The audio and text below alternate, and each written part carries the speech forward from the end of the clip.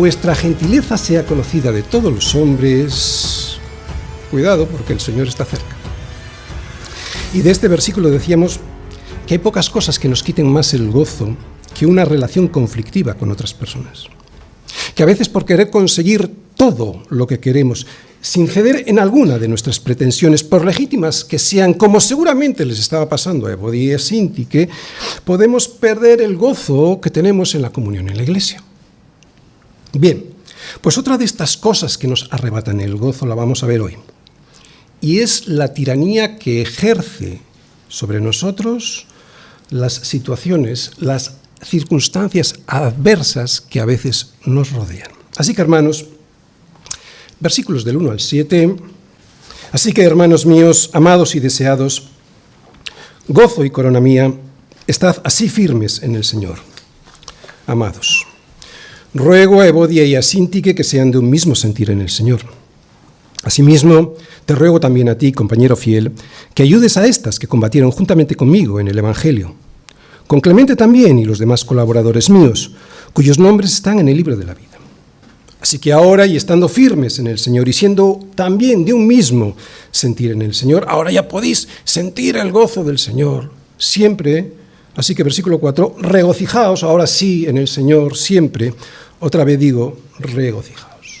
Y si conserváis siempre este gozo del Espíritu Santo, versículo 5, vuestra gentileza será conocida de todos los hombres, porque el Señor está cerca.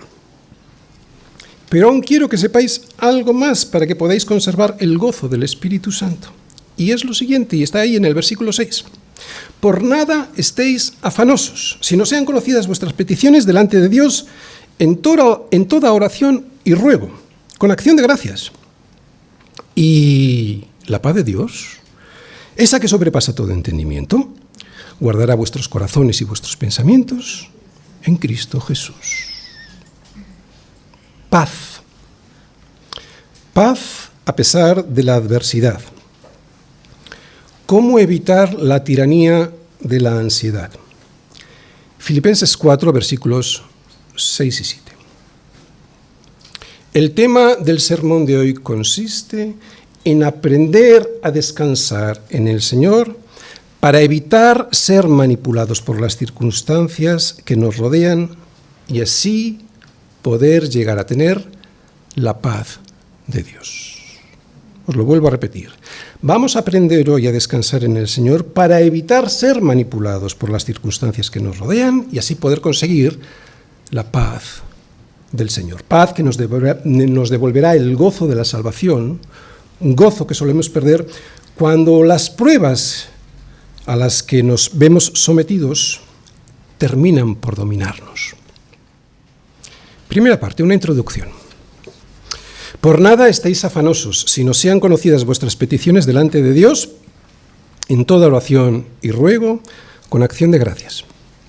Y la paz de Dios, que sobrepasa todo entendimiento, guardará vuestros corazones y vuestros pensamientos en Cristo Jesús. Pablo escribe estas palabras a los filipenses y de alguna manera les prohíba que vivan afanados, ansiosos. No creo que la ansiedad sea un pecado. Lo que seguro que sí lo es vivir ansioso.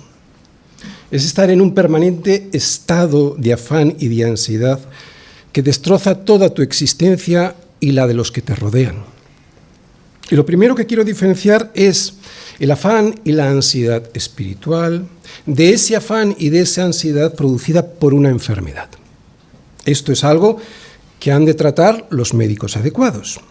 No estoy hablando de psicólogos, sino de médicos como los psiquiatras. Y es que este tipo de ansiedad surge de una enfermedad, de un problema físico.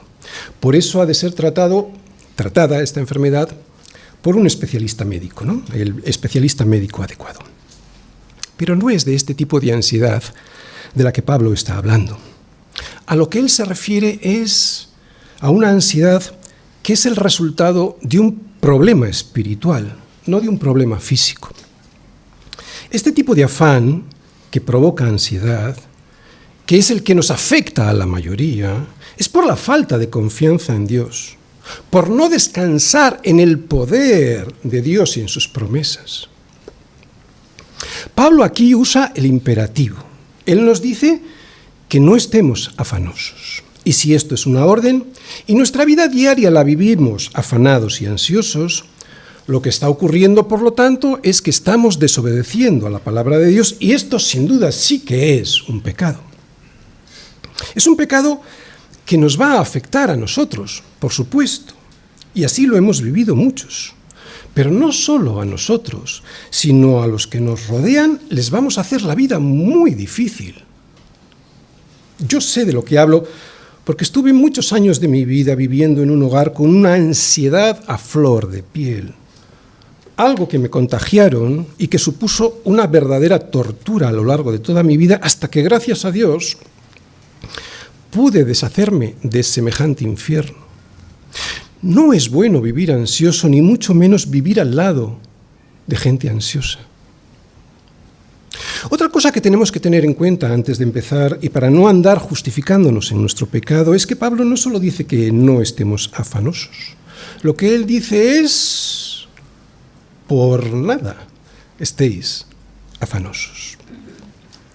Muchos aquí están pasando por situaciones terribles, por una enfermedad inhabilitante, una quiebra económica, una huida de su país por una guerra, por ejemplo. Así que alguien podría decir que su situación es diferente, que lo que le está pasando a él es muy grave y que por eso es disculpable que su estado de ansiedad sea permanente. Sin embargo, Pablo se adelanta a esas excusas y nos dice que no, que por nada estemos afanosos, y por nada es por nada. Así que no hay nada que justifique vivir una vida de ansiedad si es que la causa de este afán es espiritual. O sea, por la falta de confianza en Dios y no por una cuestión física o bioquímica. Por nada estéis afanosos, nos dice Pablo, porque hay una paz que solo da Dios y que protegerá vuestra mente y corazón de la opresión que quiere causaros la ansiedad de este mundo. ¿Lo creemos?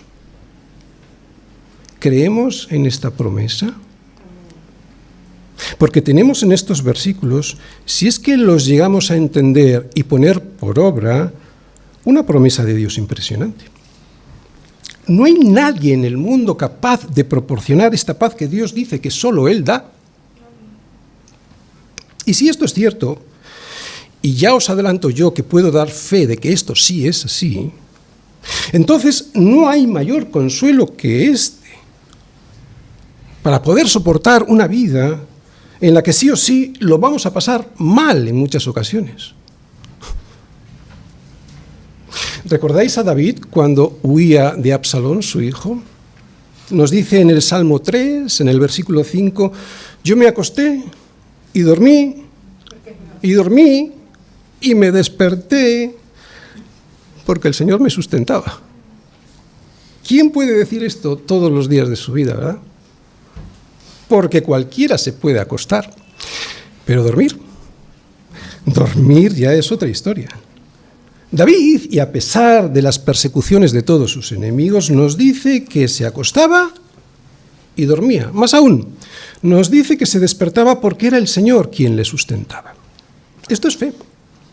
Esto es la verdadera fe, y una prueba para nuestra fe es comprobar si al acostarnos podemos dormir cuando tenemos todo en contra y nuestra situación es desesperada. ¿Te ha ocurrido? ¿Has podido demostrarte a ti mismo que tienes esta fe? ¿Has podido comprobar si tu fe es verdadera al experimentar el descanso que solo Dios dice que nos puede dar en situaciones de extrema dificultad?